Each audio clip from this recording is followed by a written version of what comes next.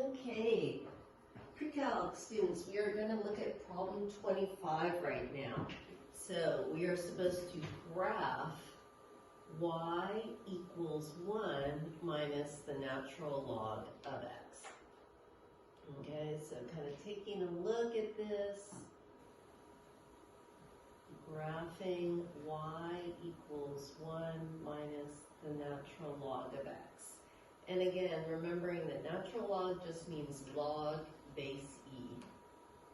So I'm going to do maybe an extra step or two, because if I'm supposed to do a transformation of this, then I need to start with the parent. And I think it's easier to come up with the parent of the natural log of x if I back it up and remember what it looked like when I was graphing e to the x. So if I pick some x's of -1, 0, 1, and 2, so if I have e to the -1, that would equal approximately 0.4. And the reason is that would be 1 over a number about 2.7.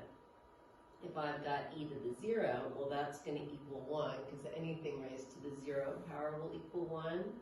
If I've got e to the 1, that equals about 2.7. And e squared is going to equal about 7.4. So this is my parent table for the exponential function y equals e to the x. So if I'm supposed to come up with the parent for the natural log of x, then I would choose, for my x's, I would have about 0.4. Here, I'm just going to give myself a little more room here. If I say about 0.4, which is 1 over e, and then if I have 1, if I have about 2.7, and I have about 7.4, this is e squared. This is about e, 1 and 1 over e. So then, log base e of x, natural log of x, my y value in this case is going to be a -1. This is going to be a 0, a 1, and a 2. So just kind of refreshing how I'd come up with my parent table for the natural log of x. So then the transformation, I'm going to do nothing's happening to my x. So those values are going to stay about the same. So about 0.4, 1, about 2.7, and approximately 7.4.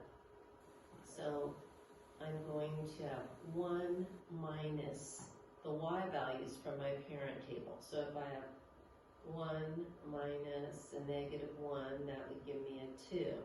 If I have 1 minus 0, that's going to be 1. 1 minus 1 is 0. And 1 minus 2 is going to be a -1. So if I go to graph this,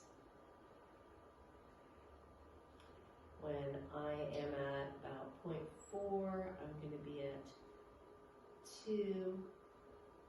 When my x is 1, my y will be 1. When my x is about 2.7, I'll be at 0.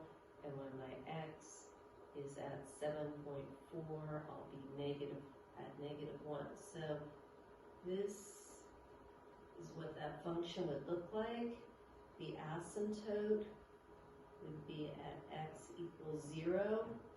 The domain is that x's have to be greater than 0. The range is going to be all real numbers.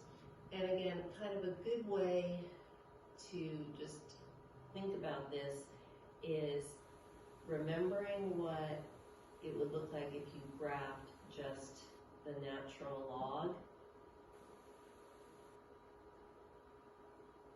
of x, and then what would happen to it if you shifted it up 1 and then flipped it over the x-axis.